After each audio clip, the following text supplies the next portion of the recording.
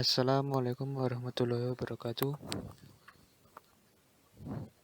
Pertama-tama marilah kita panjatkan puja syukur kehadirat Allah Subhanahu wa taala atas beberapa limpahan rahmat, hidayah dan inayahnya kepada kita semua.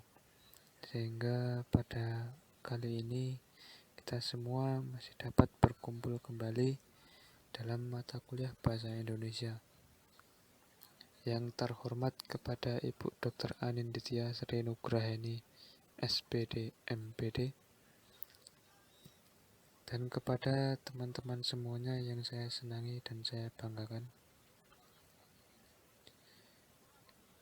Di sini saya perwakilan dari kelompok 4 ingin memperkenalkan kelompok 4 yang beranggotakan 5 orang. Yang pertama yaitu ada Ahmad Fitriadi dengan NIM 16, saya sendiri Prasetyo dengan NIM 31, lalu ada Rinda Rosida dengan NIM 38, selanjutnya ada Nainul Muna dengan NIM 39, dan terakhir ada Imanul Amalia dengan NIM 50. Di sini saya akan menjelaskan mengenai tentang pokok-pokok tentang paragraf. Pada topik pembahasan kali ini terdapat 6 pokok bahasan. Yang pertama antara lain pengertian paragraf, lalu yang kedua unsur paragraf, yang ketiga ciri-ciri paragraf, yang keempat jenis-jenis paragraf, yang kelima syarat paragraf, lalu yang terakhir ada 6 kepaduan paragraf.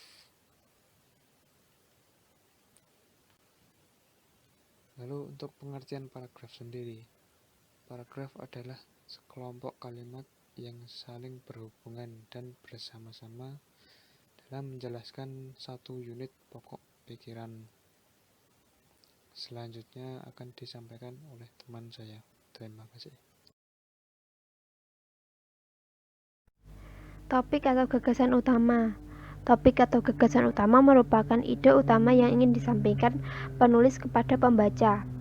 Topik atau gagasan utama yaitu unsur yang paling penting karena unsur inilah yang menjadi jiwa atau isi dari keseluruhan paragraf. Unsur-unsur ini biasanya berupa masalah atau gagasan pengarang yang ingin disampaikan kepada pembacanya. Yang kedua ada kalimat utama. Unsur pembangun paragraf yang kedua adalah kalimat utama. Kalimat ini berisi gagasan utama yang diletakkan secara tersurat pada awal atau akhir paragraf. Kalimat utama adalah sebuah kalimat yang sifatnya umum. Hal ini dikarenakan supaya dapat dikembangkan kembali dengan kalimat-kalimat penjelas. Yang ketiga ada kalimat penjelas. Kalimat penjelas yaitu suatu kalimat yang mengandung gagasan-gagasan penjelas. Kalimat ini mempunyai fungsi untuk menguatkan atau mendukung gagasan utama yang ada pada kalimat utama dengan cara memberikan data berupa fakta, contoh, opini, dan lain-lain. Hal ini berfungsi untuk mengembangkan dan memperkuat gagasan yang disampaikan pada kalimat utama. Yang keempat, konjungsi. Supaya menjadi sebuah paragraf yang padu, kalimat-kalimat di dalam paragraf disusun dengan menggunakan transisi atau konjungsi. Konjungsi adalah kata sambung atau kata penghubung.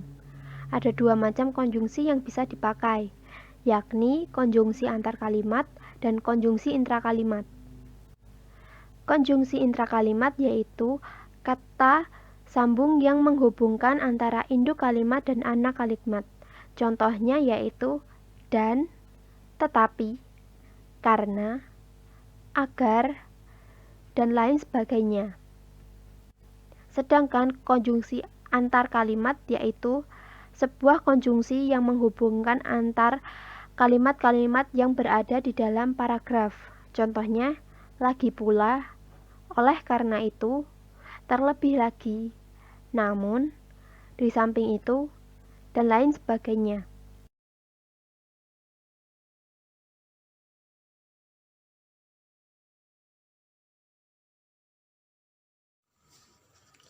Masuk materi selanjutnya, yaitu mengenai jenis-jenis paragraf berdasarkan fungsi. Yang pertama, paragraf pembuka. Paragraf pembuka dapat disebut paragraf pendahuluan. Fungsinya sebagai pengantar untuk sampai kepada pokok pembicaraan dalam karangan. Contohnya, pemilu baru saja usai. Sebagian orang, terutama caleg yang sudah pasti jadi, merasa bersyukur karena pemilu berjalan dengan lancar seperti yang diharapkan. Namun tidak demikian yang dirasakan oleh para caleg yang gagal memperoleh kursi di parlemen. Mereka stres berat hingga tidak bisa tidur dan tidak mau makan. Yang kedua, paragraf penghubung. Paragraf penghubung merupakan isi permasalahan yang diuraikan di dalam karangan. Oleh karena itu, paragraf penghubung disebut pula paragraf isi. Misalnya dalam suatu cerita, paragraf penghubung adalah isi atau inti cerita tersebut antara paragraf pembuka dan paragraf penutup. Yang terakhir, paragraf penutup.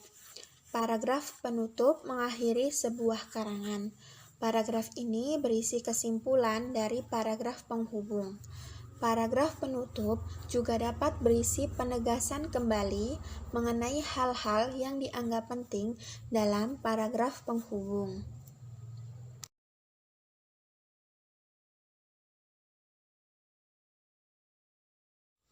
Selanjutnya, jenis-jenis paragraf berdasarkan tujuan.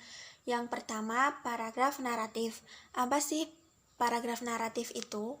Paragraf naratif adalah jenis paragraf yang menampilkan peristiwa secara kronologis dan memiliki alur gagasan yang pasti. Jenis paragraf ini biasanya digunakan sebagai media dalam teknik menulis yang menuntut penggambaran alur cerita yang runtut dan jelas. Yang kedua, paragraf deskriptif. Paragraf deskriptif adalah jenis paragraf yang menggambarkan objek dalam teks dengan lengkap dan jelas, sehingga pembaca mendapat gambaran objek dengan nyata. Objek yang dideskripsikan dalam paragraf dapat berupa manusia, benda, tempat, waktu, atau masa. Yang ketiga, paragraf ekspositif adalah jenis paragraf yang menampilkan kejadian suatu peristiwa dengan tujuan menceritakan kembali. Teknik menulis paragraf ini yakni menyajikan peristiwa atau objek dengan cara menjelaskan, menerangkan, dan memberitahukan informasi tertentu agar pembaca mengetahuinya. Gaya penulisan pada jenis paragraf ekspositif adalah bersifat informatif. Yang keempat, paragraf argumentatif. Paragraf argumentatif adalah jenis paragraf yang menyampaikan ide, gagasan, atau pendapat dari sang penulis terhadap isu tertentu yang disertai dengan data dan fakta. Dalam jenis paragraf ini, penulis mengutarakan pendapat beserta alasannya. Jenis paragraf ini bertujuan meyakinkan pembaca bahwa ide, gagasan, atau pendapat sang penulis adalah benar dan dapat dibuktikan. Yang kelima, paragraf persuasif. Paragraf persuasif adalah jenis paragraf yang menempatkan gagasan untuk membujuk atau mengajak pembaca melakukan sesuatu sesuai dengan maksud sang penulis. Struktur paragraf persuasif memiliki unsur ajakan, anjuran, atau pemberitahuan pada pembaca dengan maksud tertentu. Dalam paragraf ini, sang penulis perlu menampilkan bukti, data, dan fakta untuk meyakinkan pembaca.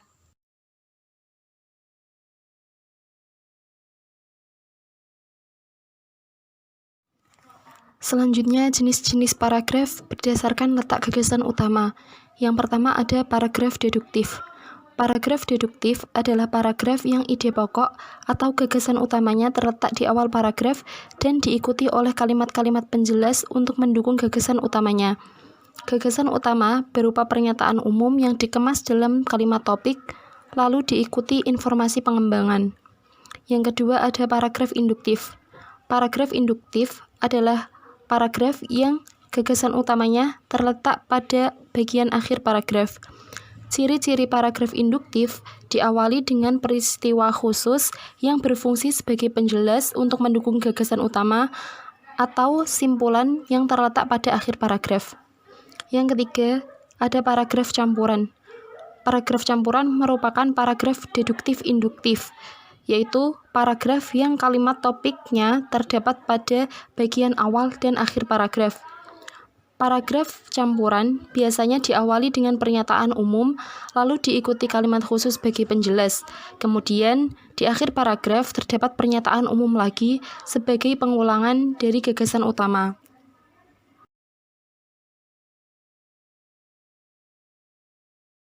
Selanjutnya, syarat-syarat pembentukan paragraf. Yang pertama ada kesatuan. Kesatuan dalam sebuah paragraf itu, kalimatnya harus saling berkaitan yang membentuk satu kesatuan, dan hanya terdapat satu gagasan pokok. Kesatuan dalam sebuah paragraf hanya terbentuk apabila informasi-informasi dalam paragraf itu tetap dikendalikan oleh gagasan utama. Agar kesatuan dapat dicapai, penulis senantiasa mengevaluasi kalimat-kalimat yang ditulisnya itu erat hubungannya dengan gagasan utama. Yang kedua ada kepaduan. Satu paragraf bukanlah merupakan kumpulan atau tumpukan kalimat yang masing-masing berdiri sendiri atau terlepas, tetapi dibangun oleh kalimat-kalimat yang mempunyai hubungan timbal balik. Kepaduan antar kalimat dalam paragraf itu meliputi dua macam, yaitu kepaduan bentuk dan kepaduan makna. Kepaduan makna adalah kepaduan informasi yang disebut koherensi, dan kepaduan di bidang bentuk disebut kohesi. Paragraf yang memiliki kepaduan informasi bersifat kohesi dan kesesuaian di bidang bentuk disebut kohesif. Wacana yang baik dalam sebuah paragraf apabila memiliki dua kepaduan tersebut, yaitu kohesif dan koheren. Yang ketiga, ada kelengkapan. Suatu paragraf dikatakan lengkap jika berisi kalimat-kalimat penjelas yang cukup untuk menunjang kejelasan kalimat topik dan kalimat utama.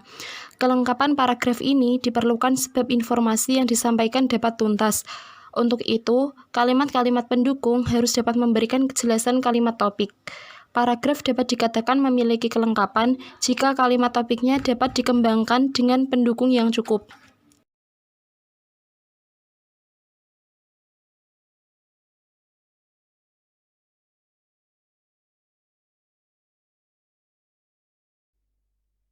Selanjutnya, kepaduan paragraf.